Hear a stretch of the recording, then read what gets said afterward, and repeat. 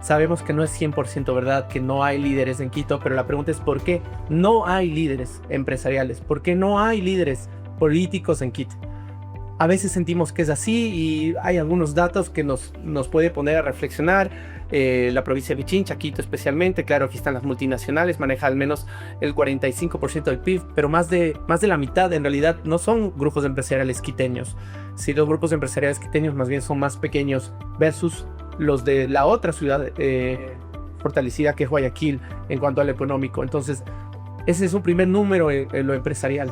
Si revisamos quiénes dirigen el país, en cuanto a los espacios de poder, presidencia, vicepresidencia, presidencia de la asamblea, asambleístas, claramente Quito hace mucho tiempo que ha dejado de tener un espacio real y de importancia. Hace un minuto conversaba con el Pipo y me decía, cuando en las alcaldías de la ADP y luego de la ID, regresabas a ver al consejo municipal y tenías 4 presidenciables fácil.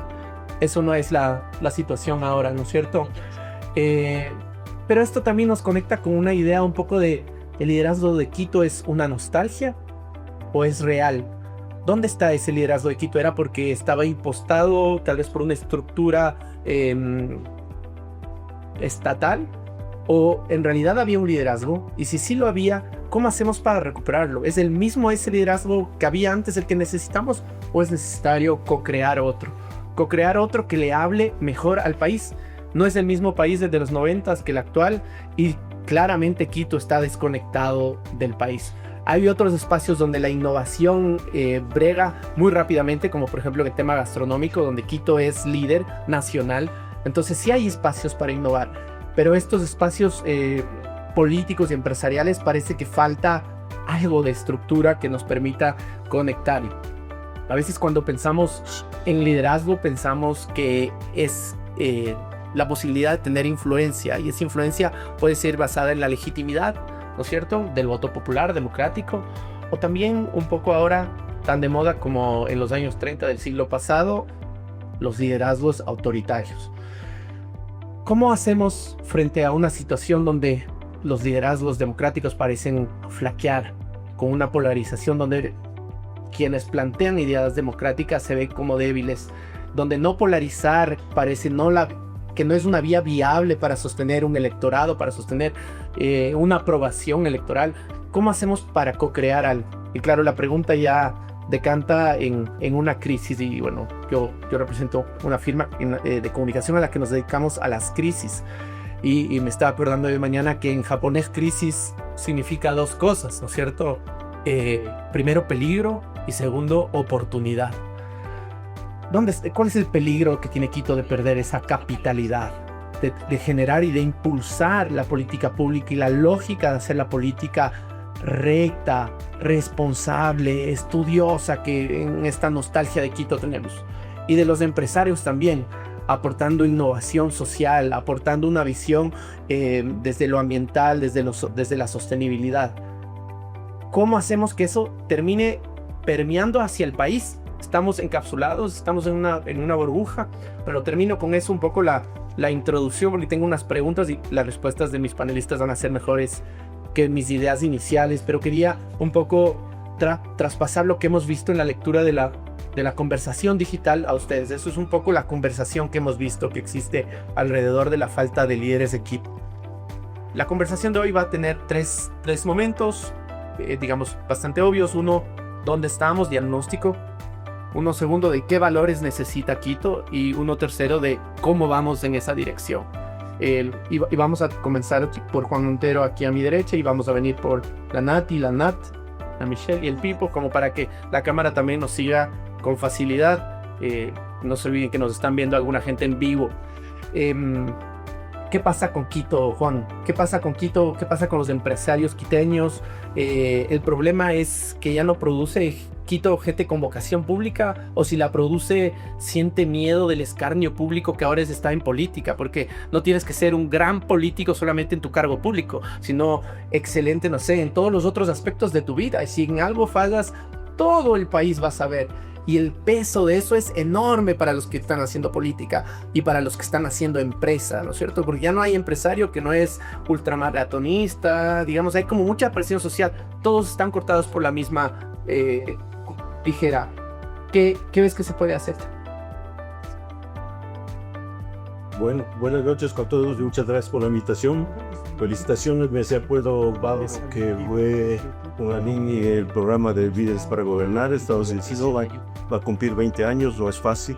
La creamos unas 5 personas, quedamos solo 2. Los demás se van disubiendo de alguna manera. Y nos llevó 10 años por más de 650 líderes como Fabio, que piensan a nivel de país más allá de Quito y de Guayaquil. Y algunos profesores tenían la condición en el vídeo cuando se formaba esto, de que pueden discutir todo lo que quieran, pueden tener todas las ideologías que quieran, pero si no se ponen de acuerdo por una ciudad, sea Quito o Guayaquil o por un país, no tenían derecho a tomar café y quedaron muchos cafés con experiencias. Felicitaciones, Pablo. Me acordaba de esta Leo. Yo sí creo, cuando me hicieron la invitación, dije no, aquí hay un error de percepción, o sea, líderes están por todas partes, nos rodean, tenemos una gran cantidad. Hay líderes políticos, hay líderes industriales, hay líderes empresarios, líderes deportivos. Hay una gran cantidad de líderes, estamos rodeados de líderes. Tal vez vale la pena recordar que el liderazgo es la capacidad de influenciar, de inspirar, de motivar y de guiar. Lo que nos faltan son los objetivos comunes, porque cada uno pelea por lo individual. Y lo que les debo decir es, ha cambiado. Hacía un comentario, alguno de los emprendedores hacía un comentario, ¿qué pasa con Quito? Yo no soy quiteño, mis amigos, pero creo que me he ganado el derecho a estar en Quito y hablar por los quiteños, porque vivo más años que ustedes, vivo 65 años en Quito. Entonces, cuando yo vine a Quito, Quito solo tenía 500,000 de habitantes. Manejar 500,000 y tal vez la añoranza vieja no es lo mismo, no es el Quito de hoy. Hoy casi son 3 millones. Cuando yo vine, la Villaflora no estaba conectada con la Magdalena, estaba la quebrada de los Chochos y terminaba, había unas 9 líneas de buses y eso era todo. Era muy fácil estar en Quito. Cotocollaba era un anexo. Debemos entender un poco la realidad actual. Ahora, hay que ver unos temas culturales grandes. No había la capacidad y la comunicación que tenemos el día de hoy. Al multiplicarse la comunicación el día de hoy, tenemos tantas necesidades que es imposible que ningún salario nos alcance, ni ningún ingreso nos alcance, salvo que usted le ponga tapa a eso. Entonces, adentro hay un motor que es el individualismo. El capitalismo, por naturaleza, tiene individualismo, no es socialismo. El socialismo impulsa la colectividad, pero la colectividad mata la libertad y mata la inspiración. Por el otro lado, el individualismo, eso lo vemos todos los días, yo veo mis colegas empresarios, empiezan como emprendedores, como los chicos que vemos el día de hoy, logran tener $1,000,000, hoy ya deberían parar, no, pero hay que tener 2, una vez que tienes 2 hay que tener 5, hay que tener 10, loco, para. Después se ve que ya tiene canas como yo, está más viejo, no sabe qué hacer, tiene otros problemas. Si les deja los hijos, no les deja los hijos, entran las nueras, los yernos y es una varaunda general. Eso en el caso de los de derecha. Y en el caso de la izquierda, algunos vienen bien formados y tienen ideales. La izquierda tiene unos idealismos muy grandes. El problema es que cuando se toca con la realidad, descubren una mina de oro. Y esa mina de oro después roban sin piedad, sin ningún pudor. No todo, siempre hay excepciones en cada uno de los lados. Esta polarización de los dos bandos impide tener elementos comunes para trabajar. Pero sí es posible, no se necesitan organizaciones grandes, sino este tipo de iniciativas. Les daré un ejemplo. Con la EI, que es otra organización que va a cumplir 10 años esta vez, nos juntamos los mismos, somos los mismos, son 4 o 3 gatos que movemos este país, no tenemos organización, no tenemos ninguna estructura, hay que hacer unas figuras legales para poder ver con los temas financiero-contables. O sea que tenemos un bonito ejemplo, la Vuelta al Centro. Cuando ustedes vayan por la García Moreno o por la Guayaquil o por la Benalcázar, van a ver eso que está repleto de geranios. Eso no tiene estructura. Eso lo conectamos originalmente 4 personas. O sea, es la iniciativa, ahora tenemos 10 auspiciantes y sembramos más de 30,000 geranios. Cuando sembramos el geranio número 20,000, fuimos donde el alcalde en una invitación de cortesía cívica. Señor alcalde, usted nos daría la oportunidad de que usted siempre nos conceda el honor de que usted cuelgue en el balcón quiteño el geranio número 20,000. Ningún político se opone a esas acciones. Y si bien nosotros estamos en orillas opuestas de ideología, oye, nos cobija el mismo sol, nos cobija el mismo cielo quiteño y vivimos en esta ciudad que es ser quiteños, o sea, vivir. Tenemos que nosotros participar de alguna manera. No se necesitan grandes estructuras, se necesita iniciativa y acción. Ahora, dentro de esta bipolaridad, nosotros podemos trabajar intensamente los ciudadanos como tal. Pero preguntémonos, esa vieja opción, ese viejo principio que se hablaba en 1960, no te preguntes, o sea, qué puede hacer el país por ti, sino pregúntate qué haces tú. Yo los desafío a ustedes. ¿Alguna vez ustedes pusieron un pobre peso, un dólar, para formar líderes? La respuesta es no. Entonces no hay magia en este planeta. No se puede sacar líderes ni formar líderes si usted no pone un peso. El Estado está muy pobre siempre y es un ogro brotón que nunca le alcanza el dinero. Es la iniciativa privada la que formamos. Estos muchachos me da mucho orgullo de ver las promociones. Formamos cientos de líderes y créanme que con $1,000, $2,000, $3,000 de premio hacen un montón de cosas por su comunidad. Y esos son los futuros líderes. Ahora, hay un desafío más grande para las organizaciones o los pocos partidos políticos que quedan o que tratan de emerger. Es necesario formar. Yo tuve oportunidad de formar con los amigos de la izquierda democrática. Yo no me metí nunca en política, pero formar líderes siempre. 8 años formando los líderes de la izquierda democrática. Y obviamente esos eran unos cuadros que iban de relevo. No se olviden los que estamos aquí, la vida es muy corta, pronto estarán como yo con muchas canas y después tenemos que ceder el relevo a las siguientes personas. Si nosotros no mejoramos un país, no mejoramos esta ciudad, créanme, sus hijos, sus nietos se irán y no disfrutarán de este bello Quito. Gracias, Juan. Muy inspirador lo que dices. Y bueno, yo también he sido alumni de los esfuerzos Kadesh por formar a gente que quiere hacer algo. Y me estaba acordando justo hace como 10 años que la Michelle, bueno, que ya va a hablar para ustedes, ella creó un espacio en Quito, Impacto Quito, ¿no es cierto?, sobre la lógica de ser un centro de gravedad de innovadores y tal.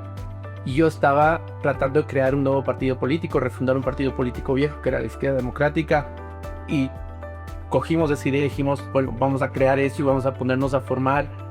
Queríamos un poco gentrificar positivamente la política, o sea, donde están todos estos políticos que están pensando de una manera, meterles innovadores sociales, meterle gente que está pensando cómo hacer las cosas distintas, y eso fue el Team Kulab, que todavía sigue bregando en esa dirección. Así que sí se puede, y me encantó la idea de sí se pueden hacer pequeñas cosas de las que tú dices, yo dejé haciendo eso, y hay que hacerlo, y me encanta. Y para conectar con lo que le quiero preguntar a la Nati es verdad que podemos estar en la periferia haciendo, no debemos no hacer, pero tenemos que impactar de manera más fuerte. O sea, para quien ha estado en el sector privado puedes hacer algunas cosas, pero cuando estás en el sector público el nivel de impacto es enorme.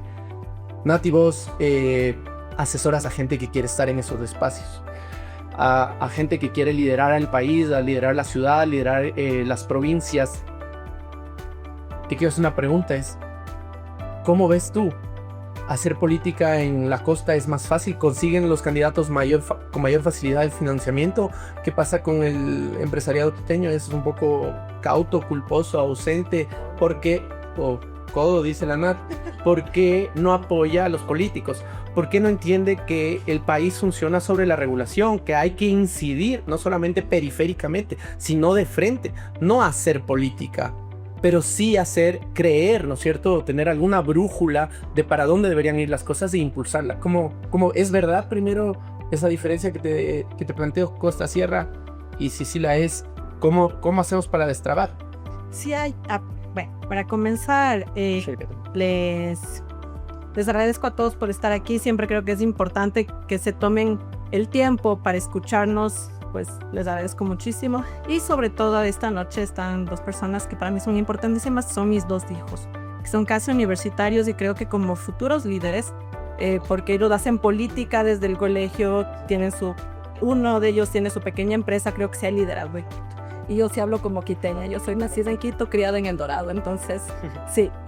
Ahora, el tema es si hay una diferencia entre, creo que es de la concepción del empresariado guayaquileño y su relación con la política, porque para el empresariado costeño en especial, la política es parte inherente, no deseable pero inevitable.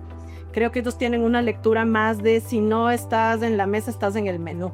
Entonces tratan de tomar esa postura, de ser proactivos y de participar y de estar ahí en las decisiones políticas. Yo no sé decirte si el empresariado quiteño es tímido. Lo que sí te puedo decir es que incluso la relación que tenemos con la burocracia hace que en muchas ocasiones el empresario pequeño o medio tenga temor a involucrarse mucho en la política, porque si te involucras mucho, puedes estar perjudicando a alguien de tu familia, de tu entorno, que es parte de la burocracia. Entonces creo que eso le hace tomar cierta precaución. Y de parte del empresariado más grande, sí creo que perciben a la política como un espacio sucio. No quiero estar cerca de ellos, mientras los puedo evitar mejor. Todo en buen negocio es aquel que está lejos de las decisiones de los políticos, que no me toquen. Ahora el problema es que eso es lo que nos tiene en la situación que nos tiene a los quiteños, que el no participar de esa mesa sí nos ha hecho parte del menú. Entonces no estamos sentados y no estamos tomando las decisiones.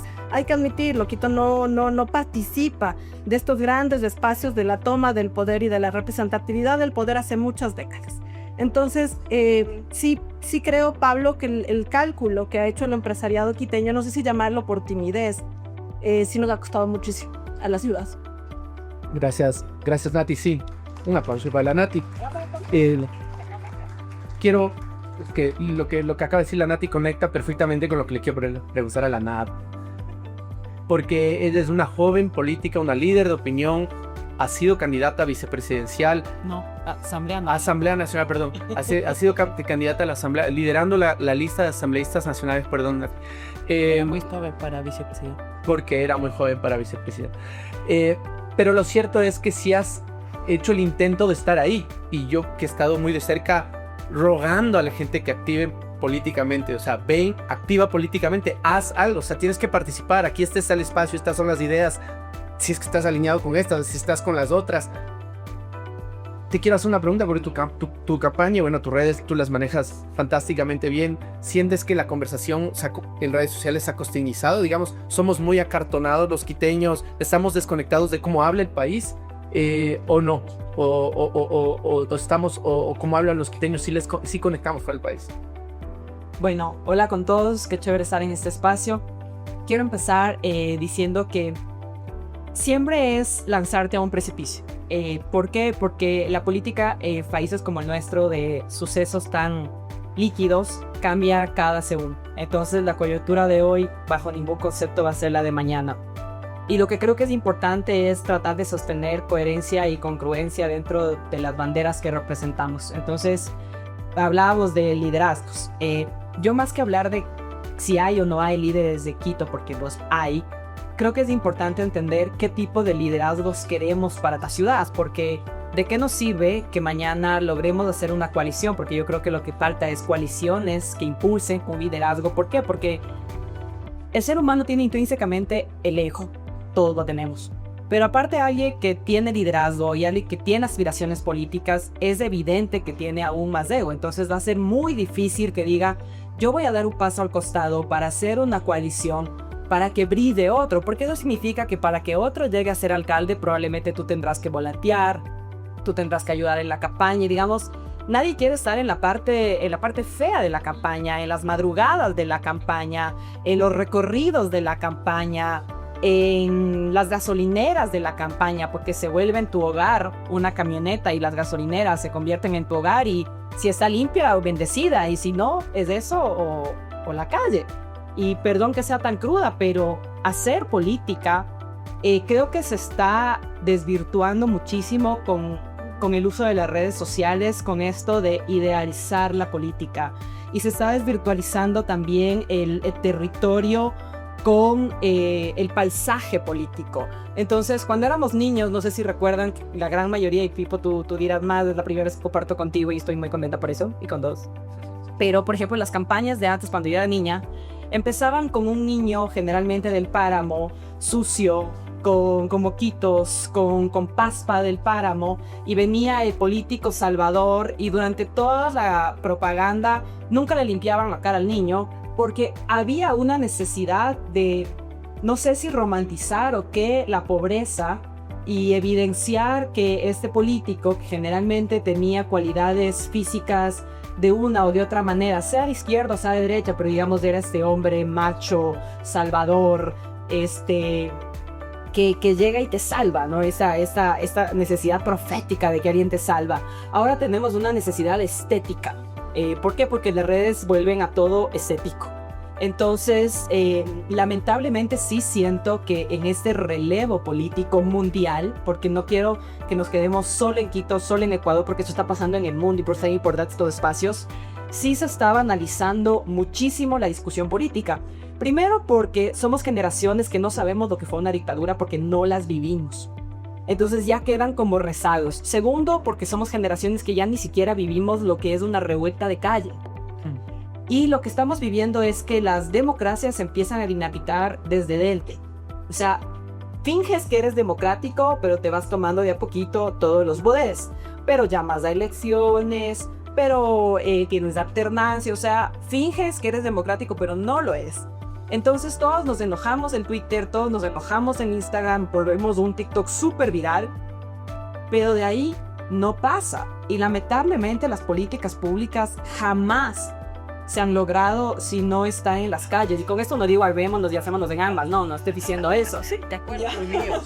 Pero sí creo que los movimientos sociales tienen que ir a la calle y que la política es de calle y empieza en tu barrio. Literalmente empieza en tu barrio. ¿Por qué? Porque a todo barrio le falta algo. Y eso va escalando. Entonces, los liderazgos que espero y aspiro que hayan en Quito son liderazgos que tienen que empezar desde lo barrial. Porque de nada me sirve un alcalde. Quito ahora es tan grande que si a mí me preguntas si yo conozco perfectamente Los Chillos, Bomasqui, Calderón o el sur, te digo que no, porque casi todos los desarrollamos en las mismas 6, 5 cuadras en donde está centrificado, porque Quito es una ciudad súper centralizada, súper centrificada. Entonces, nos toca hacer política de barrio y ya en mi segunda ronda trataré de hablar de ese perfil de político. Porque yo no quisiera que la cura nos salga peor que la enfermedad y mañana impulsemos un caudillo loco. O sea, no. Otro más de los de la historia patria. Entonces, las redes sí están generando una nueva generación de políticos, valga la redundancia, pero sí creo que estamos en el momento exacto en el que esa nueva generación no puede ser una generación banal de políticos. Me encanta con lo que cierra, porque eres quiteña, no quieres el show. Y a veces siento que la comunicación del resto del país sí ama ese show, ¿no es cierto? ¿Cómo hacemos para encontrar eso? Y paso y luego en la siguiente ronda me contestas, pero le quiero preguntar a la Mitch. Tú eres experta en cooperación, en colaboración, en generar espacios de gente, cogestión, de co-creación. Todo lo que viene con Co Adelante eres la experta. Quito necesita eso, con visión de innovación. ¿Qué pasa con los empresarios? ¿Cómo hacen para que estos espacios como los que tú lideras, donde están pasando cosas magníficas, tengan una incidencia real en el poder? O sea, que no se encuentren o encasillen en muy valiosas iniciativas, sino que tengan un impacto más global. Gracias, Pablo, y muchísimas gracias a quienes ya vieron antes de mí porque me van dando algunas ideas.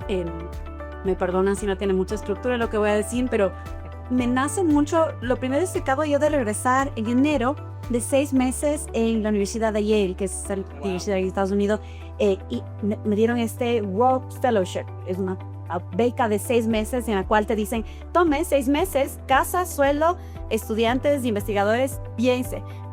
Y éramos 16, y los 15 otros, los líderes democráticos de alrededor del mundo, es como que se equivocaron, señor.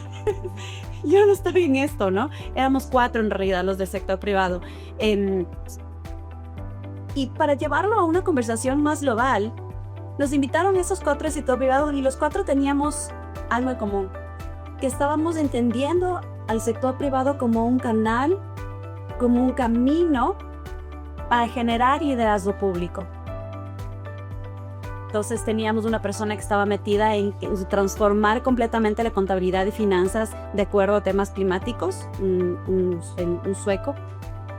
Una mujer de Singapur que se dedica a movilizar capital hacia empresas lideradas por mujeres, la que les habla, y un señor de Bangladesh que estaba generando todo un sistema de economía de botes, de escuelas en botes, centros comerciales en botes, granjas en botes en Bangladesh, porque ellos van a ser los primeros en inundarse con cambio climático. Entonces era raro, pues nosotros estábamos ahí encontrándonos todo el tiempo con gente que estaba muy metida en política, gente que estaba en exilio, algunos que se escaparon, uno intenta asesinato en Rusia, entonces pues uno dice, wow, ustedes son verdaderos líderes, porque yo estoy aquí en mi mundo con hitos, y de verdad que me dio un olor de corazón, un cambio de identidad. Digo, ¿por qué no hago más? Hoy día es. Ahí estoy para mí de tener esa conversación, porque llego a todo ese círculo y me voy dando cuenta que en realidad ese mundo con hitos que es que lo que hablo, que en el cual puedes tener empresa y puedes hacer el bien, todo es posible, hay mucho idealismo en el espacio en el cual yo opero, no es un mundo con hitos que nos estamos cerrando. En realidad, de una manera u otra les estoy hablando desde el futuro, y aquí es cuando no un sentido lo que voy a decir. Entonces, denme un chance. Yo vengo acá a hablarles desde el futuro en la misma manera en la cual los primeros compradores de los equipos de Patagonia les hablaban a la gente en los años 70. Entonces, Patagonia, todos conocen. ¿Quién no conoce Patagonia? Es una marca de ropa, pues le dicen Patagucci porque es muy caro. Sí, es de camping, es una empresa B. Muy famosamente se declaró que el accionista principal es la naturaleza. Entonces el dueño, fundador, pues entregó todas sus acciones, se retiró y la entregó a una fundación dedicada a apoyar a la naturaleza. Eso ahora es mainstream, estuvo en el New York Times, es la manera de hacer negocios hoy por hoy. Patagonia es, sin lugar a dudas, el punto más importante y más alto del liderazgo empresarial. Pónganse a ver lo mal que está ahorita. Google, OpenAI, Facebook, Meta, esos todos están por los suelos. Patagonia es el estándar de oro. Pero no siempre fue así. Entonces yo estoy hablándoles a ustedes desde los años 70, en el cual un grupo pequeño, cuando estamos hablando de co-colaboración, co-creación, co-ideación, así empezó. Esos movimientos que cambian el sentido de sectores completos, como es el sector privado, empiezan desde la periferia. Y póngale mucha atención a esta gente de la periferia. Porque en los años 70 era un grupo de hippies que les gustaba ir a los parques nacionales y necesitaban ropa que se adapte a su estilo de vida. Vivían en vans o en carpas y querían pues regresar a la naturaleza. 4 décadas más tarde, 5 décadas más tarde, es el mainstream, es a lo que todo el mundo, digamos, intenta llegar. Regresemos a Quito. En Quito tenemos esta periferia, pero muy fuerte, de emprendedores de impacto social y ambiental, que no solamente están poniendo el nombre de Quito y de Ecuador por lo alto, sino también en lo que estamos haciendo ahora, generando el primer fondo de inversión de impacto social y ambiental desde la región andina para la región andina. El otro día me comentaron que un grupo de empresarios en Perú estaban haciendo el mapeo de quién invierte en estos emprendedores de impacto social y ambiental en Perú. ¿Quién creen ustedes? Este fondo de impacto social y ambiental es el inversionista más grande en Perú de este tipo de empresas. Entonces nosotros sí estamos poniendo ese nombre. ¿Por qué les estoy diciendo todo esto? Porque, claro, desde mi perspectiva, yo puedo ver 1, 2, 3 décadas hacia adelante y me da muchísima esperanza saber que estos mismos empresarios van tarde o temprano a alzar a ver. Son emprendedores que, si están dedicándose a resolver algo tan simple como, por ejemplo, puedo dar un ejemplo, Muyu es una empresa en la que hemos invertido, es una empresa de tecnología que le ayuda a los profesores a ser mejores profesores y no hacer los típicos que te hacen cátedra, memorizar y repetir. Ya. Entonces están ayudando a hacerlo con celular, con tecnología y inteligencia artificial. Les hacen coaching para que tengamos mejores profesores, no solo aquí, sino en toda América Latina.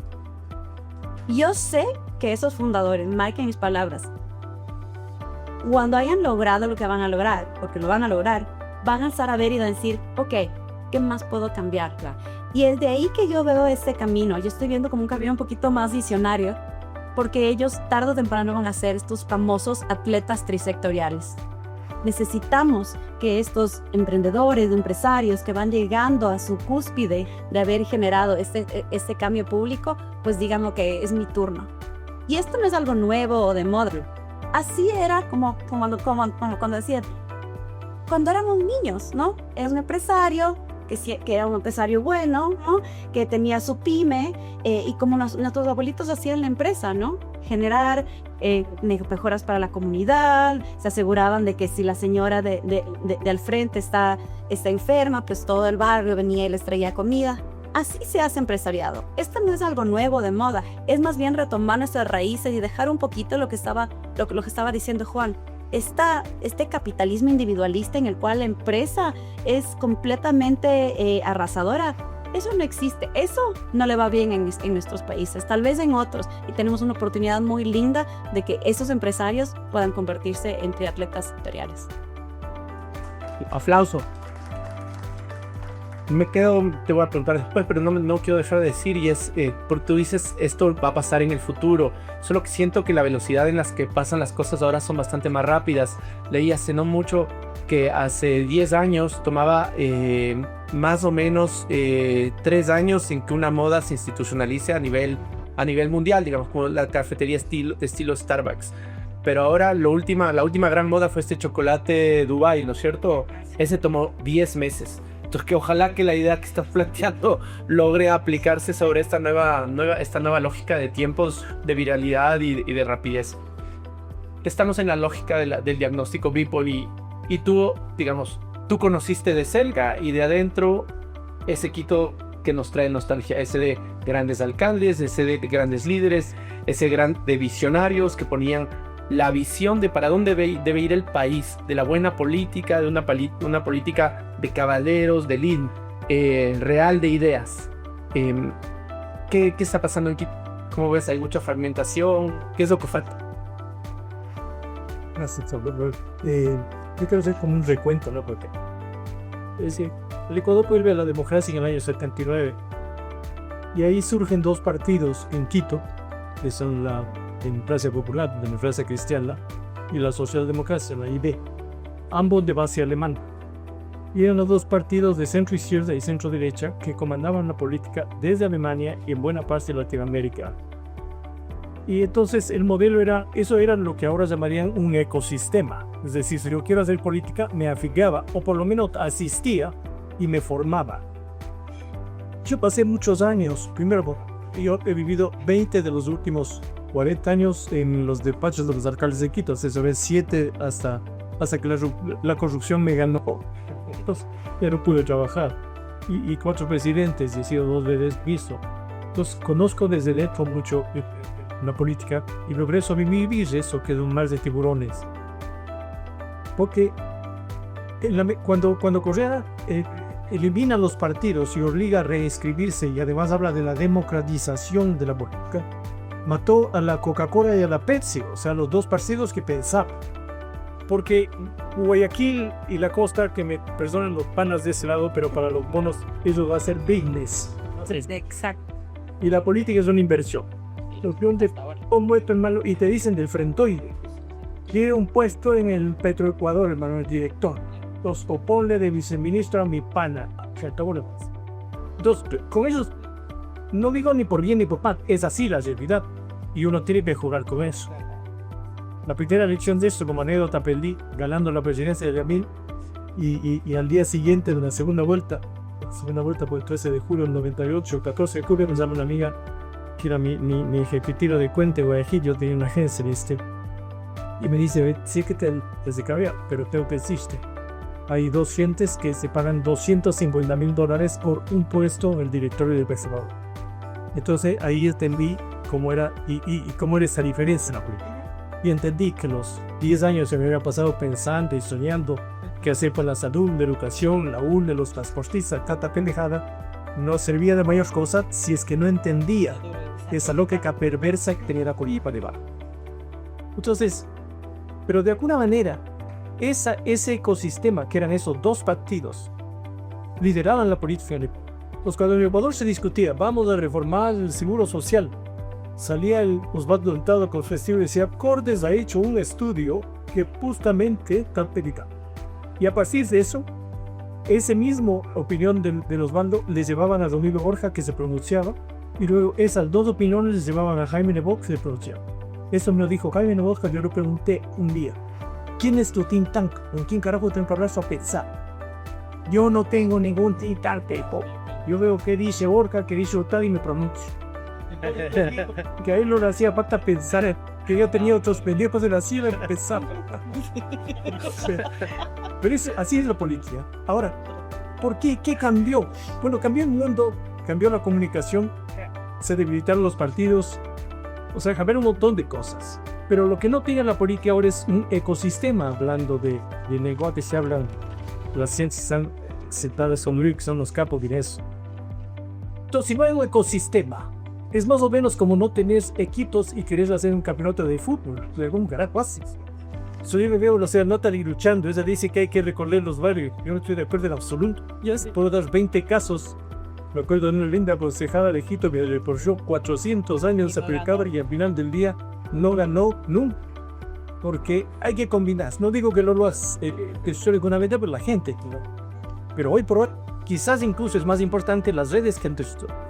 Javier Milei ganó la presidencia, Trump, y ganó en varias provincias de Argentina que nunca visitó, solo con redes sociales. Entonces hay que matizar, no digo solo redes y no digo no. La política es más compleja, hay que combinar los factores de un universo. Pero en el fondo, si algún titular debería dejar esta noche, me gustaría hacer esa invitación, es a juntar las piezas y crear un ecosistema. Yo luego a Jaime y dice, hemos formado en líderes para gobernar y no sé cuántos cientos de líderes. Bueno, saquemos 4 de esos y hagamos una primaria para el alcalde Urbano. Hace algún tiempo, hace no mucho, unas meses, me invitaron unos empresarios, cuando los nombres para pero importantísimos, ¿no? Los empresarios de acá a un almuerzo y a ver qué hacemos con poquito y tiraron unos nombres para acá. Y yo les propuse, ¿por qué no hacemos lo que hace Álvaro Uribe en Colombia para generar los candidatos? Él hace una metodología que le llama los foros del Centro Democrático. Entonces nomina 4 o 5 gentes, ¿no es cierto?, de precandidatos, y con eso sale a diferentes partes de Colombia. Y entonces en Boyacá discute la agricultura, y en Cundinamarca discute la burocracia, y en el Meta discute el enfrentamiento político con la guerrilla, qué sé yo. Y de esos 4 o 5 candidatos, frente a la gente y debatiendo y con los medios de lado y con todo el tema, surge alguno que termina ganando y es el candidato. Bueno, eso aquí no se hace nunca. Aquí cada uno es, como dicen en el Chota, yo y mi persona. O sea, yo soy un genio y voy a la presidencia. Tengo el 0.3%, pero voy a ganar. Pues claro, cuando dicen los empresarios quiteños, no, hermano, verás, con los empresarios y ya en las campañas hablamos de caballo. Y el empresario lo puede al caballo ganador. O por lo menos si es tercero, vas a ver que meto la plata en A. Porque si yo perdí bien, no le están desde hace 20,000 o 10,000 dólares para decir vas octavo, tienes 1%, pero además son 8 o 12 iguales, como caracol, como es coco. Entonces, digo, de un lado me parece que tenemos que trabajar en construir un nuevo ecosistema que debe surgir de esta combinación de conectar esa formación de líderes con esa cultura de impacto, sostenibilidad y esa visión privada, con gente que hace política, que está dispuesta a jugarse entera por la política. Con muchachos, le veía una chica ya que hacía títeres y dijo, me fascina, quiero ver eso, y yo te puntito, voy a hacer la campaña, pues. Porque además la política de ahora, la política de ahora tiene que reunir 3 componentes: ser súper divertida, porque si no las redes no le da un carácter; ser totalmente disruptiva, porque la realidad exige que seas disruptivo, pero debajo tienes que tener claro un objetivo, un proyecto político y un equipo que te soporte, porque si no eres otro bloqueador, que es de lo que estamos llenos. La gente se activa. Yo digo, ya no hay partidos y fueron reemplazados por empresas electorales que se activan 3 meses antes de la elección detrás de uno u otro. Y entonces eso nos garantiza una mediocridad y una corrupción, que es lo que viene reinando en la política, porque no hay filtro. Yo he sido crítico con Daniel Noboa y lo digo, dije en Políticamente Correcto, es un gobierno de novatos, y es la verdad. Entonces llega y le pone al empleado de la molinera y al otro de tal otra empresa y al primo, porque además cuando uno es novato y no conoce, teme, tiene miedo, porque no tiene la seguridad. Yo estoy hablando así porque tengo seguridad. No importa que estés en un Carondelet aquí o en el Chota. Sé lo que hago y puedo decirlo de frente. Pero el gobierno de Noboa, por ejemplo, es una muestra de ese vacío de la política. Y uno no puede llegar porque es un engaño para el país. Sí. Porque luego tienes ministros que giran y que cada 3 meses se van, tienes unos mandos terribles y además ese es el espacio para que la corrupción se tome el poder y entonces eso va generando un círculo vicioso. La gente cada vez cree menos de la política cada vez me da menos resultado. ¿Quién gana en eso? El populismo, el correísmo sigue tan vivo, yo veo que le viven matando y siento está más vivo que nunca. Correa tiene mejor imagen que Noboa. La última encuesta le decía así. Entonces, mientras haya ese vacío de la política y mientras haya esa desigualdad y esa violencia que tiene la sociedad, la política no tiene sentido. Pero si queremos reconstruirla, construyamos un ecosistema político que tiene que surgir ya no de la ideología, sino de la combinación de estos factores, de la gente que sabe formas libres, que sabe emprender, que sabe generar impacto social, impacto ambiental, que son los temas que discute la juventud de ahora. Y de ahí tienen que salir los nuevos líderes y con esos trabajemos y juntemos las canas de los que sabemos. Con esos nuevos muchachos, digamos lo que está haciendo la selección. Detrás de la selección hay unos 2 o 3 giles como nosotros, viejos, que les forman a los cabrones para que jueguen bien. ¿Por qué no podemos hacer eso en Amolí? Y unos empresarios que hacen lo mismo. Gracias, hizo magistral. Magistral fin del diagnóstico y además con la cruda realidad, ¿no?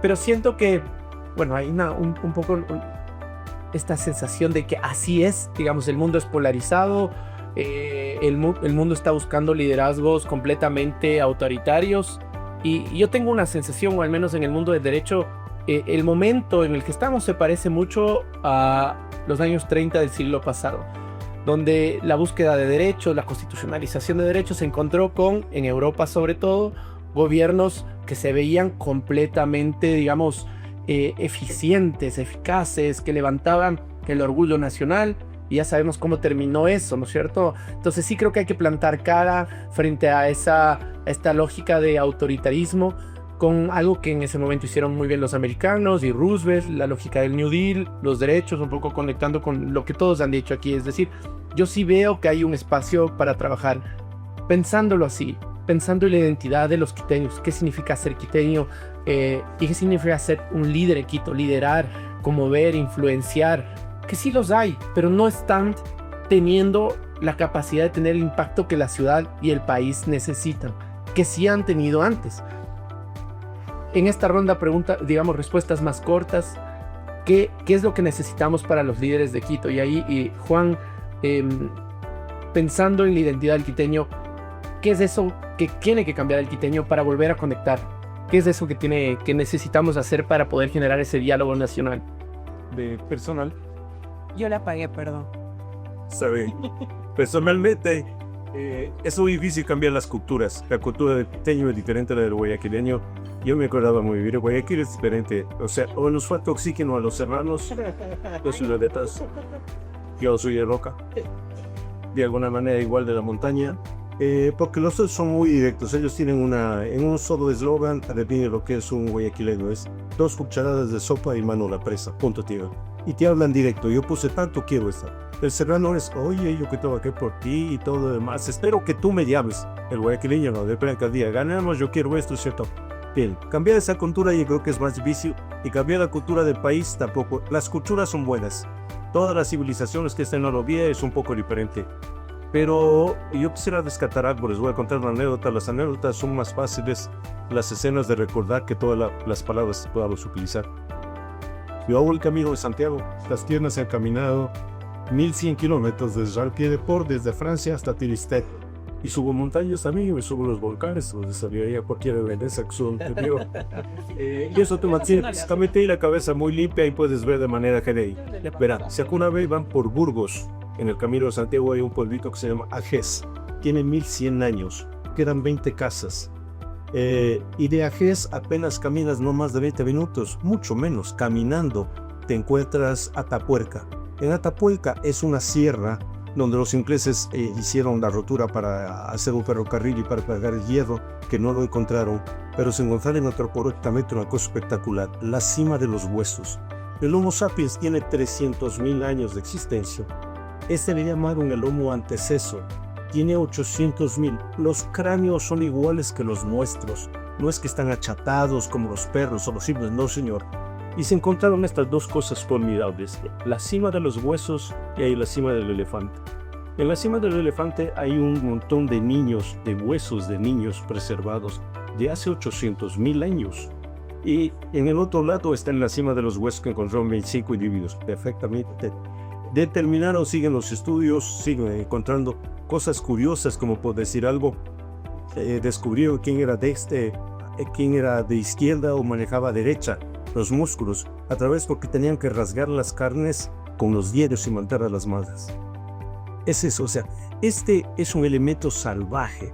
O sea, verá, podrá venir toda la IA que quiera, todas las cosas que cambien. Este cerebro se tardó 40 millones de años en evolucionar, pero seguirá funcionando y manejamos el liderazgo, maneja gente, maneja humanos. Seguimos siendo miedosos, codiciosos, avariciosos, vengativos, tribales. Un ejemplo espectacular lo vivimos el día de hoy. El pueblo que más premios Nobel ha conseguido y el más inteligente, no podemos negar que es el pueblo judío. ¿Cómo es posible que estos los masacren a los gazatíes igual que los de hace 800.000 años? O sea, le sacaron a madres y comieron a esos niños. No se olvide, el líder, ahí nace el liderazgo. El líder original tiene dos funciones que nunca van a cambiar. Lean 100.000 libros, nunca cambiaron. Es protección y seguridad y comida. Cuando eso se nos escapa, buscamos líderes autoritarios. Antes no los buscamos. Cuando el ambiente está mejor, entonces buscamos otro tipo de líderes. El día de hoy no serviría Hurtado para nada, ni Borges serviría para nada. Por eso elegimos líderes autoritarios, nuevamente salvadores mágicos, que no nos van a salvar. Entonces, este es un principio humano que nosotros debemos buscar. El miedo, tenemos al extremo, el miedo y por el otro lado la codicia. La codicia nos acompaña y nos sepultará. Es muy difícil, bien la mitad, podemos ver, o sea, la valentía. Eso lo dijo Platón, no lo digo ahí. O sea, en el intermedio entre el miedo y el temerario está la virtud. Pero no nos olvidemos algo muy importante, debemos preocuparnos por la ciudad, mis amigos. Hay un filósofo y un emperador y soldado, es Marco Aurelio. Hace 2100 años dijo exactamente lo siguiente: lo que no es bueno para la colmena no es bueno para la abeja. Y esto, como dicen en Quito, no les entra a los empresarios. Porque los empresarios cuidan de su empresa y el entorno les importa. Son mis amigos y me digo, oye, no les voy a decir algo que reflejo de mí, yo nunca viví una empresa grande. Oye, y para entrar qué difícil, pero por dentro una maravilla. Oye, no te sirve de nada tener una casa hermosa si alrededor es un basural. Debemos preocuparnos por el barrio, por la ciudad, por mejorar. Sobre el ambiente, una anécdota muy bonita, será. Nosotros pusimos todos los geranios, pero yo veía el panecillo del Ulaba y una vista espectacular desde el municipio. El panecillo del Ulado y la Basip para el otro lado. Yo le digo a Ana María, oye, tengo un sueño. ¿Por qué no salgamos el árbol nativo de Quito? Se tiene flores amarillas. Oye, sembremos todo el panecillo. Te compro la idea. Para nosotros es fácil, contamos los empresarios, ponemos la plata y usamos la plata. Pero si los asambleístas tuvieran un emprendimiento, legislarían totalmente de otra manera. Un emprendedor es un individuo sano mentalmente. Alzheimer no sufrirá. Tiene que ver con un montón de cosas y batallar. Y tiene que crecer. Primero es emprendedor, después es gerente, después es empresario y termina como un accionista. Pero tenemos nosotros unas equivocaciones en la cabeza muy gigantes. O sea, creamos nosotros la ley de emprendimiento y se generaron las SAS. Las SAS son fáciles de hacer, usted puede hacerlo de manera unitaria y tenemos el día de hoy más SAS que todas las sociedades juntas, anónima, en comandita simple, limitada, o sea que desde 1830. Ese fue un logro. No hubo un solo asambleísta que se opuso, pero cosa rara, los asambleístas aman los emprendedores y odian a los empresarios. Algo mal está en esa patología. Gracias, Juan. Y quise ver otra cosa. Y claro, este lema nos apasiona, pero lo tenemos de ser veloces en esta segunda pregunta. Nati, digamos, tú que estás en el mundo de hacer las campañas, no sé si haya sido tú, pero todo el mundo le puso a los candidatos a hacer TikToks. ¿Cómo es este mundo de hacer campañas frente al serrano, frente al quiteño? ¿Cómo tiene que comunicar? ¿Cómo vuelve a tener un discurso que genere líneas de liderazgo a nivel nacional? Verás, topas un tema súper interesante que de hecho el otro día me estaba bronqueando en X con alguien que decía, ustedes los compol han prostituido todo. Y no somos nosotros los compol. Penosamente cualquiera ahora dice que hace compol. O sea, justo ayer me estaba riendo con unas amigas que decíamos, ahora ser generador de contenido te hace consultor en comunicación digital y política. Entonces, no somos los compol, sino que se está entendiendo mal la comunicación política. Creo que hay un error gravísimo y es que estamos confundiendo visibilidad con liderazgo. La Nati topar un tema súper interesante y es esta banalización de la comunicación política y la espectacularización de la política. Se está poniendo en primer lugar el comunicar que el hacer. Y primero viene la política y la gestión y después la comunicación. Y obviamente la comunicación política no sirve para tapar una mala gestión, no sirve para vender humo. Entonces ahí hay un conflicto bien grande. La Nati también topó un tema, mientras yo sigo hablando, yo sí, de acuerdo, que es este cambio de la estética del poder, que justamente hoy yo hablaba con alguien que les decía que incluso como ahora nos proyectan los liderazgos es distinto. Yo me acuerdo justamente las campañas cuando era niña, eran señores internados, todos súper pulcros. Las cadenas nacionales eran sumamente formales, eran ahí todos pulcros y Hablábamos del tema del informe a la nación. Eran 4 horas, 3 horas, todos impolutos. ¿Cuánto duró el último informe a la nación? ¿Se vieron? No, y no todo el discurso. 4 minutos duró el último informe a la nación. O sea, entonces, ¿qué hacen? Pudo ser un TikTok, un reel, con un reel que dábamos de pepa, no mentira. Yo no he sido la de los TikToks, Pablito, por si acaso, más bien, ¿sabes qué? Te digo que ahí sí le puedo decir que la edad me cuesta a veces, yo no soy tan vieja, tengo 42 años, pero sí tengo que decir que cuando fue la campaña de Javier Herba, se hizo su primer TikTok bailando, que le hacía las propuestas, y decía, Diosito, ¿qué es de esto? Y después cuando salió de viuda, yo dije, se jodió este hombre, la regó. Y yo sobre todo me resistía porque decía, van a contaminar una red que la gente utilizó en pandemia para distraerse con la política que a la gente le cae mal. Y fíjate que al Javier le sirvió bien porque lo que le sirvió fue para subir el nivel de conocimiento, y una vez con el nivel de conocimiento fue al debate y vimos un tipo con estructura, con propuestas súper bien entrenado y tal, que nos cautivó. Por lo menos a muchos los cautivó. De 0 nivel de conocimiento terminó siendo 4 en esa elección. Creo que hizo un papel interesante. Ahora, hay que entender que el liderazgo tiene ciertas cuestiones que se debe cumplir. Entre eso está la coherencia y la consistencia. Para que un líder sea líder tiene que ser coherente, porque tú no puedes prometer una cosa en campaña y presentarte de una manera y en el gobierno ser otra completamente distinta. Además, ahora con las redes sociales, si antes te sacaban los cueros al sol, ahora no se diga, o sea, todo deja un rastro y una huella. Entonces siempre les digo, antes de ponerte a defender pendejadas, pensarás que después te van a sacar. Antes de dar el camisetazo, pensarás que después te van a sacar. Entonces hay que ser coherentes y consistentes con el liderazgo. Lo otro, y Juan lo habló, es el tema de la tolerancia al conflicto. Nosotros los serranos, los quiteños y en general los serranos, somos bien quedadores, bien. No te gusta quedar mal. Dice, es que no puedo. Lo que decían de los guayaquileños, ellos te dicen y punto. Yo he trabajado con costeños, siempre les digo, es bien distinta la lógica del trabajo del guayaquileño Manábac, de riocense, que con los quiteños, cuencanos, ambateños. Somos bien distintos porque a nosotros nos gusta quedar bien. No decimos, a mí siempre me dicen, es que los serranos son hipócritas. No somos hipócritas, solamente que tenemos formas de decir las cosas, somos más modositos. Entonces, un político que no incomoda no logra nada. Entonces ahí está el conflicto con nosotros los serranos, que en cambio con estas nuevas lógicas y esta nueva estética de poder, los costeños pegan bien. Con estos nuevos liderazgos autoritarios y más fuertes y más dominantes, la personalidad y la forma de llevar el conflicto de los costeños pega bien. O sea, ahí a los serranos nos está haciendo falta un poquito de show. Yo iba a decir de Sanrevalos, pero bueno, Gati dice show, está muy bien. Y la otra es visión, que no me refiero simplemente a ver allá en el horizonte, sino de verdad proyectos y de verdad conectar con la problemática ciudadana. Quito tiene problemáticas fuertes. Tenemos el tema de ahorita mismo de la colección de basura, tenemos el tema de la gestión de la movilización, tenemos problemas con la seguridad. Entonces, alguien que tenga una visión de ciudad y que logre conectar, creo que va a ser importante, porque si no, el político lo que se vuelve es simplemente un comunicador esperando a ver qué le toca decir si no tiene ese proyecto en mente. Gracias, Nati. Nat, tú has estado ahí, conoces a los políticos. ¿Qué necesita un quiteño para desahuevarse, como dice la Natalie?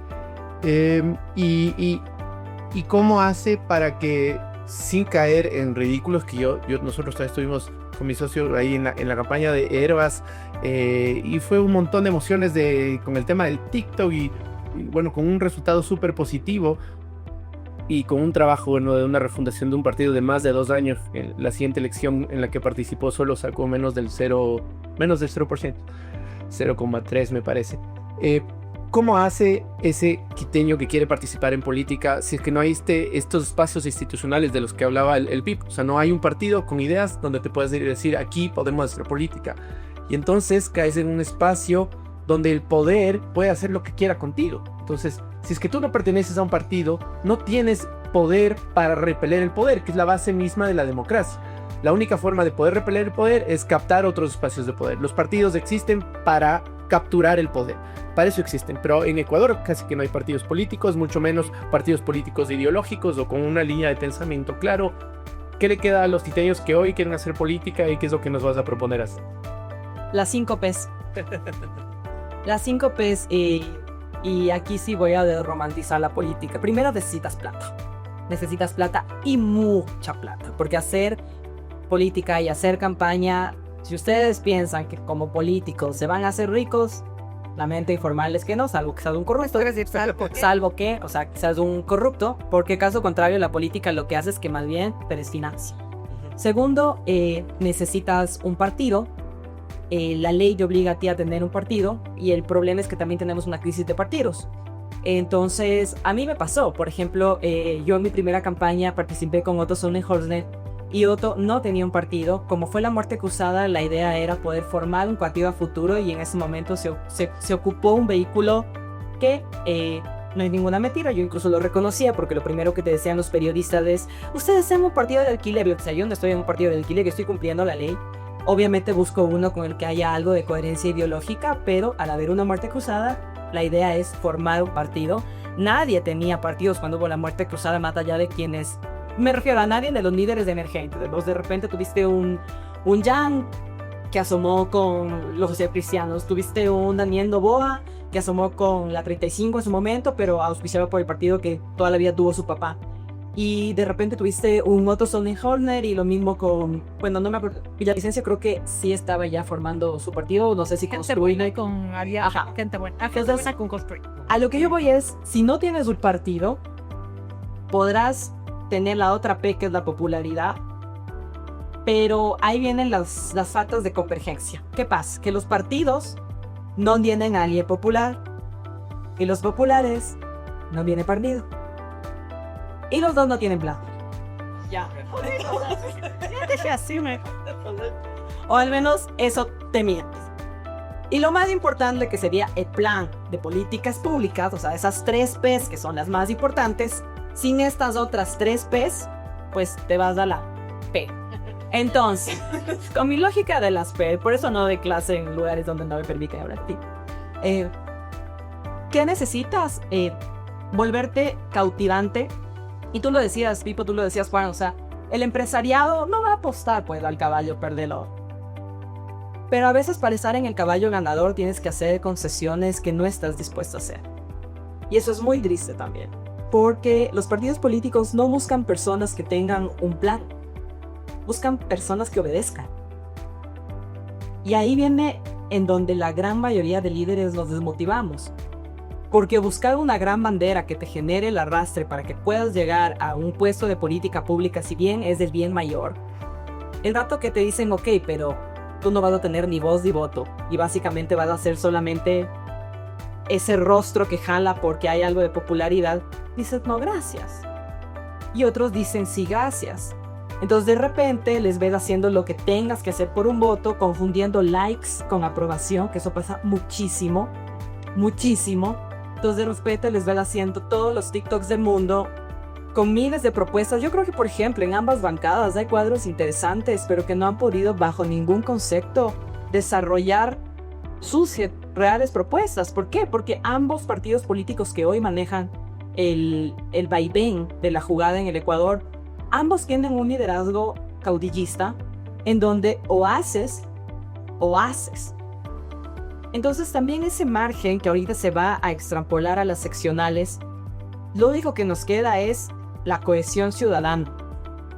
Pero yo sí me pregunto, ¿con quién nos vamos ahorita a Quito? ¿Con quién? Porque hay que ser realistas. Aquí hemos hablado de la ID. La ID está con unos problemas tenaces de quién sí es y quién no es. El PSC, y se los digo en carne propia, no es un partido que jala nada en Quito. Construye, no existe. La Unión Popular tampoco. ¿Qué queda? ADN, que seguramente pondrá lo que sea y jalará. La RC, que seguramente ya con alguien pactará. ¿Qué le queda a esas personas? Y perdón que sea tan negativa, pero como les decía, la democracia se rompe desde adentro y sé que me estoy extendiendo. Con todo lo que ha pasado, yo sí veo que hoy en el gobierno se están convirtiendo en lo que juraron destruir. Hace años se volaron a todos los partidos políticos. Hoy estamos viviendo las consecuencias de la crisis que fue inmolar a los partidos políticos. Hoy está pasando algo muy similar con el TCE, porque todo se hace a través de resolución, o sea, no siempre lo legal es lícito, mucho menos moral, eso ya es más relativo. Y yo, para estas seccionales, no estoy positiva, y lo siento, pero es que no veo ni partido, ni plata, ni popular. No sé quién puede ser una figura popular ahorita para liderar la ciudad, y dos, no sé qué empresariado le va a poner plata, porque el empresariado también he escuchado que tiene mucho miedo a la represalia. Pues no te van a poner plata. Y lo que sí es importante es saber que a veces el empresario le pone plata a los dos caballos ganadores por igual. Por igual.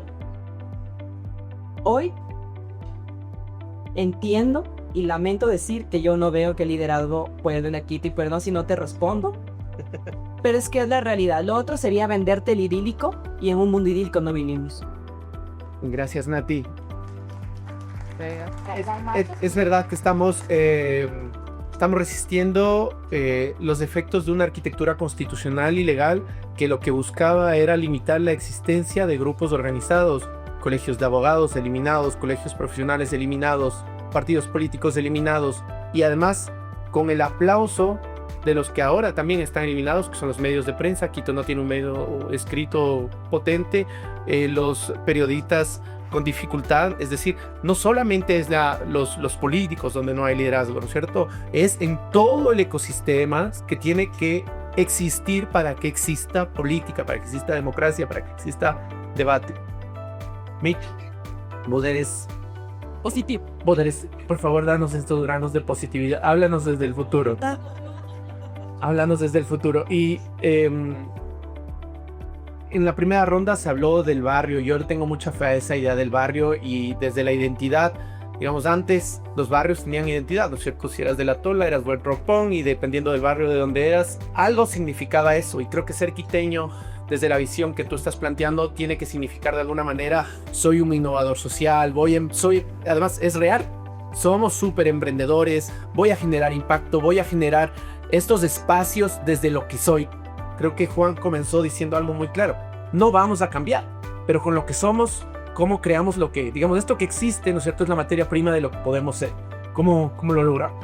¿Y qué es lo que queremos ser? Ya que van a preguntar. Tal vez, o sea, arranqué un poquito con el idealismo, porque para mí el idealismo es hacia dónde va una visión. La P de plan. La plan. Si no tienes plan, o sea, en realidad debería ser la primera P, porque si no, ¿para qué te metes a hacer nada? Pero ahora sí quisiera como aterrizarme un poquito más a temas más pragmáticos, a temas más de ecosistema, y voy a darte dos respuestas. Creo que la primera La primera en realidad va a ser un poquito hater. Porque creo que como quiteños tenemos que estar dispuestos a ser autocríticos. Y también, en lo que me compete a mí, criticar no solamente al empresariado quiteño, porque yo soy ahora parte de sino también creo que a esta psiquis del quiteño de bar, el que era antiguamente, que no sé qué. Perdónenme, váyanse a la República de El Salvador, comen comida donde ustedes quieran, en el idioma del país. La mejor emprendedora de la República de El Salvador es de Tailandia. Tiene una comida tailandesa deliciosa, Dexia Nahuel.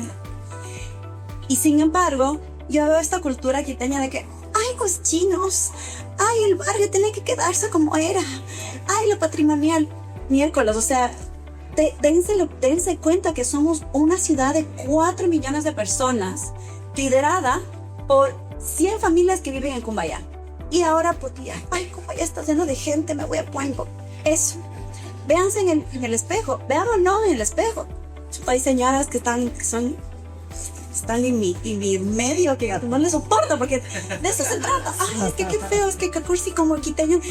Quito ya no es de eso. Entonces creo que hay un poquito de deshacerse un poquito de esa versión de quiteño. Porque podemos, como quiteños, decir, ¿sabes qué? Las quiteñas somos bravos y nos bajamos presidentes. ¿Sí? ¿Sí o qué? No, vamos a estar ahí.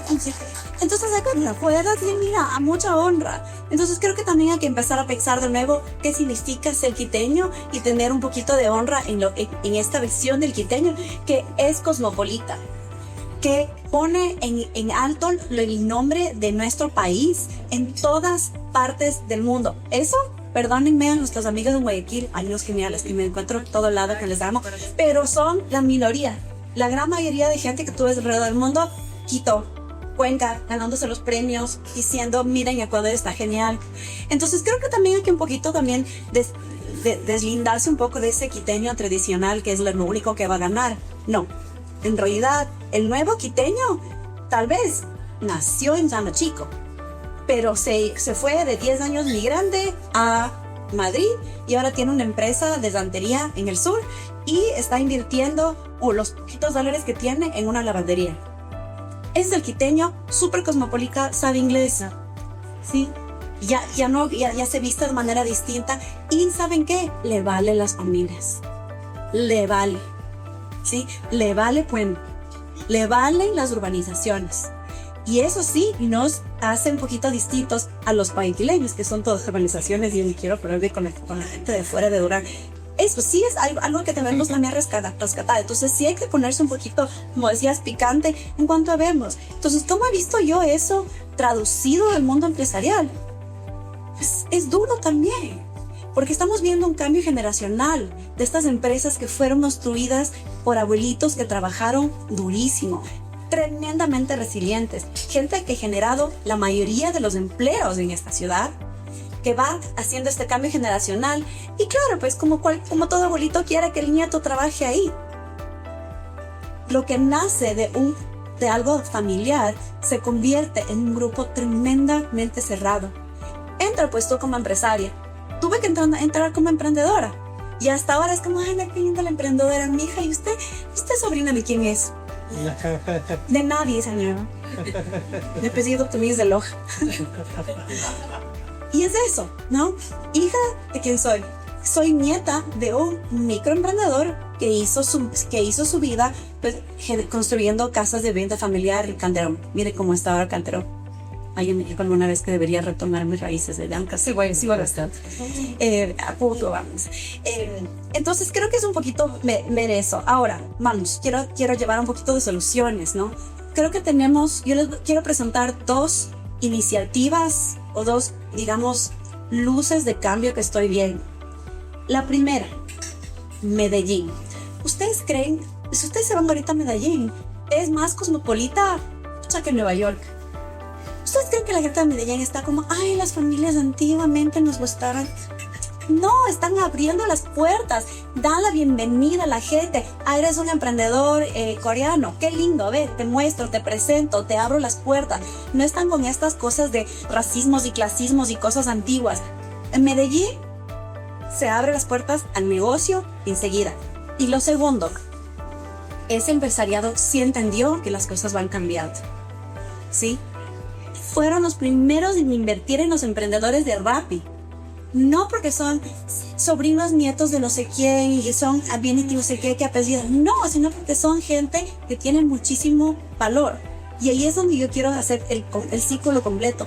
Eso es lo que estamos generando, generar el primer fondo de inversión desde Ecuador para toda la región andina. Porque ¿quiénes fueron mis primeros inversionistas? No fueron de Quito, fueron de Cuenca. Porque los cuencanos, el empresariado cuencano, sí sabe invertir localmente. No están soñando, ay, los microchips de China, no sé qué. ¿Qué me puedo hacer aquí? Cerámicas, baldosa. ¿Y qué? Aquí. No, pero no tienes aeropuerto, que no tienes puerto, no importa.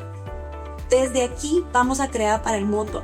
Pero para no alargarme mucho, es algo que estoy viendo también que nace de esta nueva clase de filántropo millonario. Entonces son esta gente que no viene de familia, jamás tuvo una hacienda en sus ancestros, pero han creado una cantidad de dinero. Entonces los fundadores de Nubank, ¿no? Es una pareja que son brasileños peruanos, tienen todo este dinero de Nubank y crearon esta primera filantropía que se llama Vélez Reyes Más. Trae toda la innovación, toda la eficiencia de operar una empresa de innovación, de tecnología tan rápida. Dijeron, vamos a resolver este problema de la democracia en América Latina. Ellos han financiado que Renova Brasil, que es una organización hermosa liderada por mi gran amiga Bruna Barros, que generó una escuela justamente de educación de la nueva generación de políticos en Brasil, con toda la paciencia del mundo. Pero ahora ya me decían, mira, tenemos gente que está en lados opuestos de la ideología, pero tienen la decencia de decir, oye amiga, qué pena que falleció tu abuelito, y se encuentran, se abrazan, saben que no pueden tomarse las fotos ni nada, pero son tremendamente humanos porque fueron amigos, compañeros, colegas en un proceso de 4 o 5 años. Ahora Renova Brasil está abriendo en 4 países nuevos y yo digo que ganas de que podrían abrir una sede en Ecuador también, porque es un modelo que funciona para generar estos nuevos liderazgos, este nuevo ecosistema. Y lo último que quería decir es, regresemos a la realidad. ¿Por qué no hay más jóvenes? Yo digo, yo me he robado a más políticos que nadie en la vida. Porque también cuando uno le ofrece a un joven la oportunidad de hacer el bien público y no tenerse que meter en todos estos relajos, pues me dicen que sí. Mira, puedes ser un emprendedor social. Ah, ¿qué te gusta? ¿Qué te preocupa? ¿El reciclaje? Armemos una empresa de economía circular. No tienes que estar agradando a nadie. Lo único que necesitas es agradarle a tus clientes y que vendas. Y es más, déjame te invierto. Entonces sí me robo yo a estos líderes políticos. Pipo, te iba a pedir mirar para atrás, pero quiero mirar hacia el futuro. ¿Qué son esas cosas de este quiteño cosmopolita nuevo que viene de todas partes que pueden hacer el efecto que estamos esperando para la ciudad? ¿Cuáles son esas características? Y a mí me deprime ver cómo en el año 96, 97, cuando trabajamos en el municipio de Quito, los paisas venían. Yo iba allá y éramos la ciudad modelo para ellos. Digamos, los primeros que hicimos reciclaje, control de contaminación vehicular, proceso de centro histórico. El Yamil hizo cambiar el estatuto del BID para poder tener un préstamo y hacer el proyecto centro histórico. Cambiar el estatuto del BID. Fue a Washington, hacer la reunión de directorio del BID para que le cambien el estatuto, porque no está bien los estatutos. Aquí en se iba a ocurrir un préstamo para hacer centro histórico, no había. Esa continuidad de Rodrigo Paz, Yamil, luego estuvo Roque un corto tiempo y Paco, permitió que Quito redondee un proceso que le redefinió su vocación fundamental. Quito tiene una vocación, desde mi punto de vista, solo es, yo soy ancho en la cancha, no tengo formación, pero Quito tiene una motivación turística por natura. Fuimos la primera ciudad particular de la humanidad por tener una legislación que permitía y que protegió el centro histórico frente a la destrucción que se dio en Lima, Bogotá, Medellín, Caracas y toda Latinoamérica. Y del otro lado, Quito tiene la vocación del agroturismo, de la agricultura, toda la agricultura que nos rodea, que es la vocación agroindustrial, la floricultura, toda esta que está por. Hay una dinámica muy distinta. Hay un Quito urbano marginal que es el Quito de muy afuera, el Quito que no se consolida y que está llegando todo el tiempo. Quito mantiene una tasa de crecimiento salvaje de como 2%. Es decir, eso quiere decir que cada año aquí hay un Sangolquí nuevo. Gracias a Dios, el tejido social indígena de la sierra ecuatoriana hace que eso no se transforme en una vaina salvaje de violencia como si pasa en Colombia o en Perú. Pero ese es un Quito. El otro es el Quito del medio, el Quito medio pobre de los barrios del sur y del norte, no urbanos marginales, pero pobre.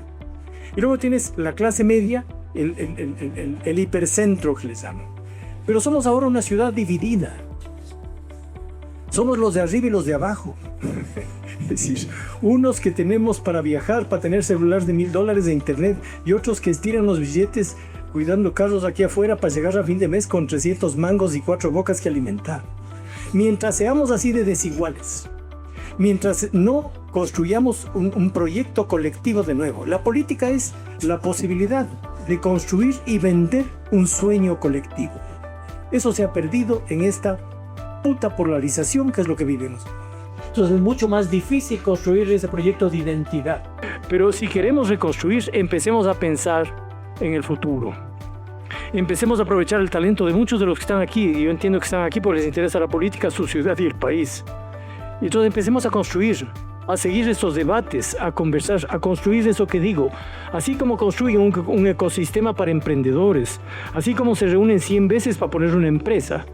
Pensemos la política en serio. No 3 meses antes que viene la gente parlamentaria. Oye, ¿y qué crees que tenemos que hacer? No sé, carajo, ¿qué te va a decir, hermano? O sea, no soy mago, hermano. Esto es una construcción. Pero una construcción que tiene que salir de algo como esto.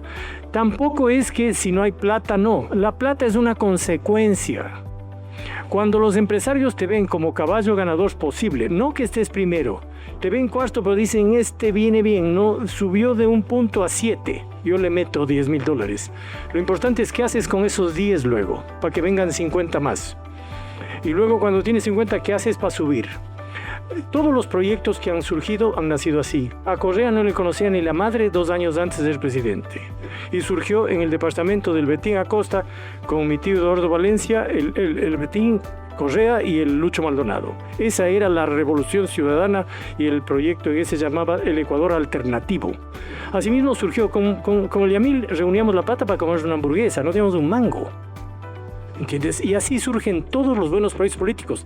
A mí no me gustan los de ahora, porque cuando un proyecto político nace solo desde la gente con dinero, desde las grandes fortunas, va a haber un sesgo. Yo no tengo nada contra ellos, soy liberal, me encantan los empresarios, no digo desde la zurda ni el socialismo, digo simplemente que ellos tienen un sesgo natural, porque tienen intereses muy grandes que defender y eso les impide, les sesga la posibilidad de pensar cívicamente en el país como pienso yo, que soy un cholo de clase media, que me importa un carajo tener más plata, porque en el cementerio no hay más ricos ni más pobres. Y yo me quiero ir a la tumba sabiendo que hasta el último día luché por mi ciudad y mi país. Ya nos emocionamos. La última ronda de preguntas tiene que ser de 60 segundos, Juan. Porque hay gente que nos está viendo y también somos responsables, digamos, con el tiempo de todos mis contertulios. La pregunta es para el empresariado, que son tus amigos. ¿Cómo hace para dejar el empresariado quiteño dejar de ser espectador y actuar? 60 segundos. Solo enunciaré algunas ideas nomás. Les dejo una inquietud y una pregunta que a veces le hacemos a Líderes para Gobernar. ¿Cuál es la diferencia entre una banda de ladrones que asalta un banco y le va bien y un grupo político que accede al poder y se reparte el poder? No alcanzamos a contestarlo. Una misión importante es formar líderes, tanto privados y públicos. Este señor que tiene muchas canas vio quebrar la Universal, Oleica, el comercio, los Proaño con Metropolitan Touring que lo compró el Grupo Futuro, y he visto un montón. El mejor consultor de empresas y de sucesión familiar no se llama Juan Montero. Entren a Google, Máximo Escaleras, busquen una canción que dice compadre, chúpate la plata, esa es la mejor solución. El tercero es, Quito reaccionará enormemente si mañana erupciona el volcán Pichincha o viene un temblorcito de 8.4 en esa escala, y verá que todos nos unimos sin banderías políticas y levantamos a Quito de las cenizas. Igual que hicimos, porque hicimos 3 quiteños, resucitamos, o sea, con la época de Febres Cordero, cuando los Bucarán dejaron hecho pelota a Guayaquil. Solo como anécdota, el municipio de Guayaquil tenía 7 conserjes por cada puerta, porque yo hice ese inventario, de los cuales 3 estaban muertos y de eso lucraba Bucarán. Si es que mañana hay un temblorcito de 8.4, recuerden, nos uniremos todos sin necesidad de tertulia ni nada, sino al día siguiente levantaremos Quitos de las cenizas. Y yo creo que es necesario esta acción como la que tú haces, Pablo. Es necesario unas células de trabajo para poder educar a la gente y para poder entender. Y un desafío para los jóvenes. Nosotros, hagan de cuenta que nos invitaran a que seamos toreros en la plaza de toros vieja de Quito. No podemos, no entraríamos en esos trajes, se nos colgarían las carnes, ya no tenemos los reflejos. Entonces estamos para colaborar, para ayudar, para poner los pesos, para direccionar, pero hay un tipo que está ahí detrás de la contrabarrera, es el empresario, es el que contrata a los toreros.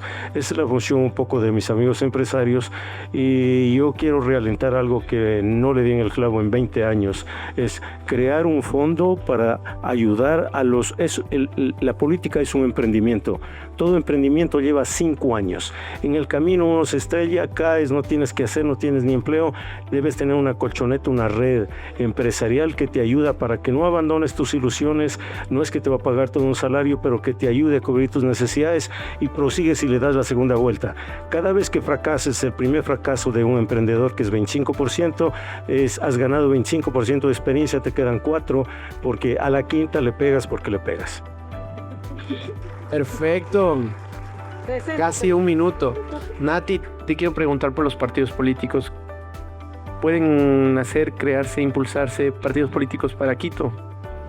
Bueno, fíjate que primero deberíamos impulsar que haya partidos políticos que tengan ideología, que tengan formación de cuadros. Creo que es en este momento tratar de querer que el síntoma cure la enfermedad, entonces es un poco complicado por ahí. Y después sí creo, Pablo, que lo que debemos buscar es más bien desde dónde pueden surgir estos nuevos liderazgos, ¿no? Entonces, voy a ser puntual, puede ser desde las universidades, pero con un cambio de enfoque. No simplemente desde expertos en formulación de política pública que nunca llegan a la calle, sino más bien desde formación de líderes reales. Creo que a las universidades quiteñas les hace falta esto, o sea, jóvenes que puedan de verdad comunicar, que puedan liderar, que puedan tomar decisiones bajo presión sin romperse. Nada en contra de la generación de cristal. Entonces creo que eso, también desde los gremios, también creo que hay que formar un marco para que involucrarse en la política no quiera decir inmolarse, ¿no es cierto? Entonces creo que eso sería fundamental para que los empresarios también puedan desde su punto pues fomentar los liderazgos, y el otro sería pues tener las causas concretas, porque difícilmente se construye el liderazgo desde lo abstracto. Entonces creo que hay que tener causas. El Pipo me parece que fue que decía que los jóvenes ahora buscan eso, una causa, algo en qué creer para poder unirse a los proyectos políticos. Nat, sin una visión de refundación, pero con una visión de para dónde podemos ir en este Quito fragmentado con la identidad, ¿qué propones? Creo que el riesgo más grande que tenemos como mundo y evidentemente como ciudad es ir hacia los totalitarismos y los autoritarismos que están básicamente tomándose las políticas mundiales. Y para eso no necesitas coincidir con el otro en todas las orillas ideológicas. Necesitas coincidir con que defender una democracia, defender la institucionalidad debería ser el punto en el que convergemos, al menos en un primer momento, quienes queremos hacer un camino político. Entonces, primero eso, ya ha pasado en democracias muy maduras. Me refiero, por ejemplo, a Estados Unidos hace siglos. Buscaba que siempre haya esta suerte de peso y contrapeso, y a aquellos que incluso dentro de sus mismos partidos veían con tintes autoritarios no avalaban. Entonces creo que es ese primer gran pacto social, que es mantener y respetar las instituciones, que las damos por sentado, pero que qué importantes son. Caso contrario, termina pasando y desgranándose todo esto porque todo va hacia abajo. Y lo otro, me gustó mucho esto de redefinir qué es ser quiteño, y creo que ahí viene un gran trabajo para quienes nos gusta hacer opinión, porque si esto todos llevamos a hablar el domingo en la casa, si hablamos de esto con los abuelos, si hablamos de esto en la siguiente tarde de café con nuestros amigos, se va movilizando. Cuando les escucho a cada uno de ustedes cerrar, principalmente a quienes aquí más canas tienen, que les voy a invitar a un café, porque me gustó conversar con ustedes, pues ese sentimiento patriótico, cívico, que yo siento que todos tenemos como país. O sea, nadie quiere que este país se vaya a la desgracia. Nadie quiere que esta ciudad... Yo no conozco el primer quiteño que no ame ser quiteño. Entonces, creo que eso se contagia. Y el acuerdo al que quisiera llegar entre todos es que este tipo de conversaciones las empecemos a contagiar, porque estos espacios se necesitan. Caso contrario, terminamos normalizando y poniendo un like o un retweet que funciona, pero no moviliza nada. Gracias, Nat. Me encanta porque esta idea de la institucionalización le hemos venido dando muchas vueltas, y me parece que hace 2 años estos economistas del libro de Why Nations Fail, o Por qué fallan las naciones, se ganaron el premio Nobel sobre la lógica de las instituciones democráticas, y creo que ahí necesitamos partidos, necesitamos empresarios robustos, y eso un poco me conecta con esta idea de lo que tú vienes planteando, que me gusta mucho pensarlo como lo plantea la profesora, esta economista Mariana Mazzucato, que dice: ¿por qué no pensamos el capitalismo funciona mal, pero es lo que mejor funciona, pero pasamos de este capitalismo de accionistas, es decir, de shareholders, a uno con una visión más amplia de stakeholders? Entonces, este capitalismo de stakeholders engloba también hacer participar a la academia, a los sindicatos, los trabajadores, el medio ambiente, es decir, todos los que hacemos y vivimos en el planeta. ¿Cuál es tu último takeaway para dejarles a los quiteños que quieren desde el mundo empresarial participar para cambiar el mundo? Yo siento que esta conversación es casi también como terapia personal, ¿no? Porque soy uno de ellos. Soy una persona tremendamente interesada en temas públicos, me importa, quiero cambiar sistemas, y sin embargo, pues, digamos, ese camino que se está mostrando es como, por ahí está complejo. Y creo que la primera reacción de muchos jóvenes es decir, no, eso para mí no es. Y yo lo que diría es que es invitarnos a todos a ver una escala de grises. No es un jamás, o eso es puerco, o eso no. Porque en realidad hay que generar nuevos modelos de héroes, ¿no? Y creo que un héroe no es el que se va, digamos, por el camino más fácil. Creo que los héroes nuevos son gente que a pesar de todo eso deciden poner todo sobre la cancha y resolver los problemas más estructurales que no son sexys, que son difíciles, que requieren esos volanteos y esas madrugadas, porque sí, somos una generación que busca tal vez lo más fácil, lo más instagrameable, ¿no? Y yo lo que diría es, en realidad, pues cuando estén cansados de hacer lo instagramable, siempre va a estar la política ahí, y además está bien que reclamen que ese camino sea mejor. No es un tema de entrar con los ojos bajos, decir, bueno, pues si así es, voy a entrar. No, creo que entrar reclamando. Creo que eso es importante, entrar con una voz clara. Sí, en cuanto al capital, lo que tú estabas diciendo que dice Mariana, yo creo que el capital hay que pensarlo de 2 maneras, ¿no? Entonces creo que estamos hablando de capital y poder. Sector privado, sector público.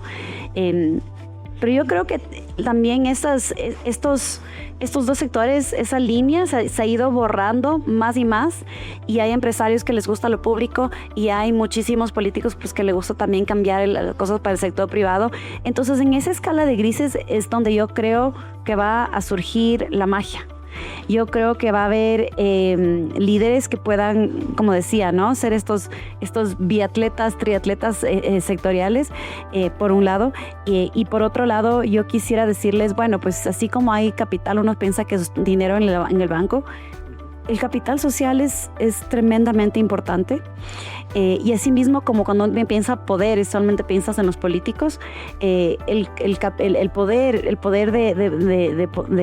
que tú tienes como un empresario de operar dentro del sector privado, saben cuál es la regla del sector privado, puedes hacer todo menos lo ilegal. En el público es al revés. Puedes hacer solamente lo que te estás facultado para hacer. Entonces creo que también es ir pensando en cómo puedes jugar con esos dos sectores para lograr los cambios más grandes. Me encanta este ejemplo que acaba de dar Pipo sobre Jamil Mawad. Él era uno de estos emprendedores, ¿no? Emprendedores políticos. Ir a cambiar. A mí me tocó hacer lo mismo. Para nosotros recibir un primer apoyo del BID como empresa B, nos tocó ir a Washington, decir, a ver, ¿por qué? ¿Por qué no? Las fundaciones de mi país están acabadas, así que vamos con las empresas sociales. Entonces es lindo poder ir viendo que esas lecciones que se dan de generación en generación se pueden implementar. Así que eso, decir, denle a la escala de grises, no rechacen nada todavía.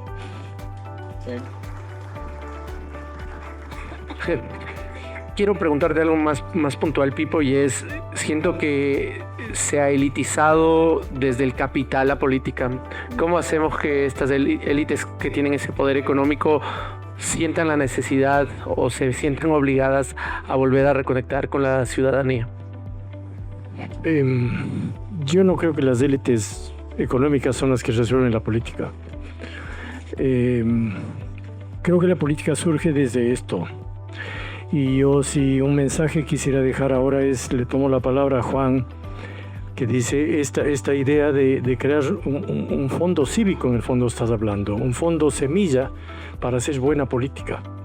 Cuando decimos buena política hay que entender una cosa, ¿no? La política tiene dos niveles, dos componentes. El uno es el lado cívico, que es la gente, y el otro es el partidismo y el campeonato, es decir, tener un partido, competir con otros, sacarle la madre en campaña para ganar.